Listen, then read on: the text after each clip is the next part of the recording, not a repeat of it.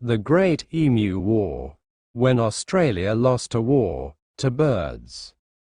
Here's a story so strange, so hilarious, and so unbelievable.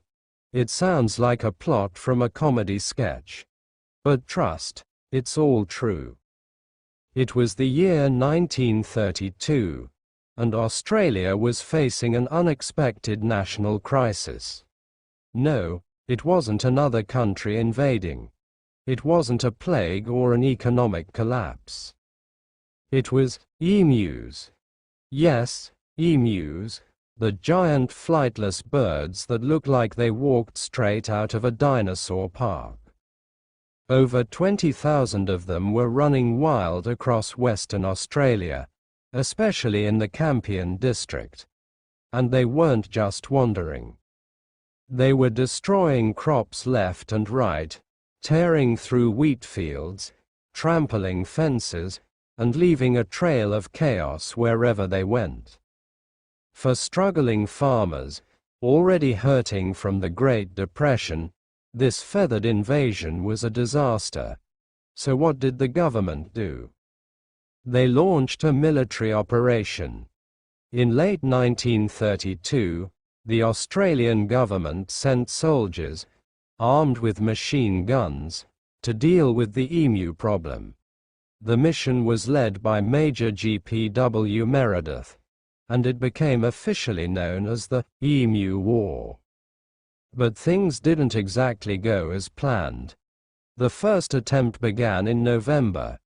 Soldiers spotted about 50 emus near a dam and prepared to fire. But the emus sensed danger and scattered in all directions, too fast for the soldiers to react. The guns jammed. The emus got away. Again and again, the soldiers tried to ambush the birds. They even mounted machine guns on the back of trucks. But the emus were too fast, too agile, and surprisingly clever.